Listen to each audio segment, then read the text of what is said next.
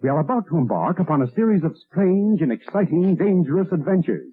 Adventures that will lead us to all parts of the world. Hello and welcome to another Bad Comic Review. This time we're looking at Legends of the Dark Knight, issue 18. This is part 3 of the Venom storyline, written by Denny O'Neil, layouts by Trevor Von Eeden, pencils by Russell Braun, inks by Jose Luis Garcia Lopez. Willie Schubert did the letters, Steve Oliff on colors, Dooley and Helfer editors. So we get a brief recap of the mission that Batman has been sent on, but even in his strung out state, he's not about to turn on the only friend he has. So he warns Jim what's going on, and then Batman goes to get the general and the doctor. Unfortunately, the addiction gets the better of him and he gets easily distracted by a bag of pills and they get away, and that's when he knows he's gone too far and he needs help. So he calls the only person that he can trust, Alfred Pennyworth. So he gets locked in the cave for a month while Porter and Slaycroft go to Stana Prisca and begin their experiments anew. Young Timothy suffers the most of it. He finds this nice girl that he falls in love with, and the general and the doctor use that against him. As the serum gets more and more refined, Timothy begins to change and become a very, very powerful, nearly unstoppable beast. Meanwhile, Batman is recovering and he comes out looking pretty shabby. Sort of like Kenny Rogers, but wearing a bat suit. And the tragedy of Timothy's arc completes itself while Batman tries to figure out what to do next. This was a really good issue. I can see why this one is the most sought after of the storyline because it is really, really dark. And we actually get to see more refinement of the Venom serum, and Batman struggles to overcome his addiction to the pills. Thankfully, we don't see too much of the addiction, mostly because for the era, it would have been a little inappropriate to see a lot of those things for a mainstream comic book. Even though this is not Comics Code approved, it would have been a little bit too much, I think, for the publishers to take that much of a risk on. But we do get to see things through Alfred's eyes as he tries to listen in on what's going on in the cave through the intercom and has to process his own emotions about not being able to help. It's a really solid issue, a really good storyline so far. I'm looking forward to reading the next issue. I haven't read these in well over 20 years, probably close to 30, and they're even better than I remember them. So I'm looking forward to reading part 4, and this is absolutely a solid recommendation. Great cover, which kind of relates to what's going on in the book. Great story, solid art, everything about it really comes together. So highly recommended for this issue. You should be able to pick it up for about the price of a new issue, maybe even less. But that's going to do it for this one. Thank you so much for listening and supporting the channel. If you enjoyed the video, please hit the like button and don't forget to subscribe so you don't miss future reviews. If you'd like to help the channel out in other ways, links are in the description to various support methods. And as always, we hope to see you on the next one.